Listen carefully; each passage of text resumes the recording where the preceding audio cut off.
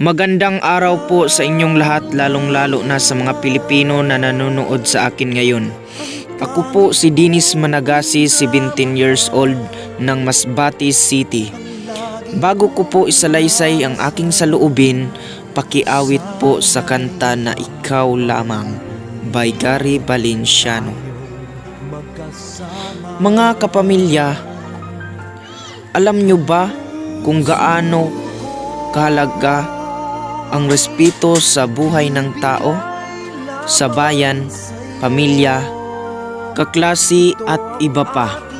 Mga kapamilya, alam kong lahat tayo ay gustong tumulong sa kapwa, pero ang akala natin sa pamamaraan lang ng pera tayo makakatulong. Mga kapamilya, nais kong malaman nyo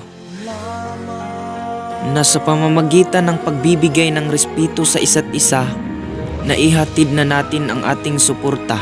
Malaking tulong na ito para sa kanya, para magkaroon ng lakas ng loob na abutin ang kanyang pangarap at walang kukontra. Mga kapamilya, hindi natin maipagkaila na ang mga Pilipino ay mapagmahal sa kapwa. Tulad na lamang sa aking mga nakikita. Di ba pag may nakikita tayong taong naaapi, kahit hindi natin kaano-ano ay pinagtatanggol natin?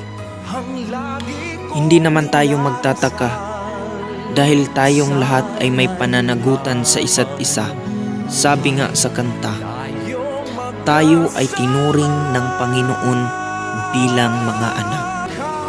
At bilang isang pamilya, minsan hindi natin natutupad ang pangako sa isa't isa dahil kapag tayo ay nasasaktan, gusto nating umiwas at magkanya-kanya.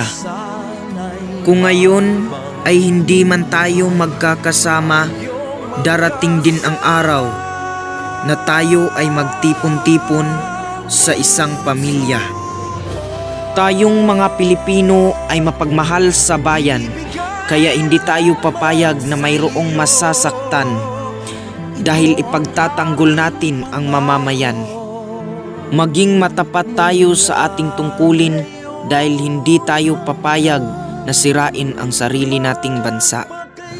Yun lang po muna at maraming salamat po sa nanonood at nakikinig sa aking mga sinasabi. Maraming salamat po sa lahat, mga kapamilya.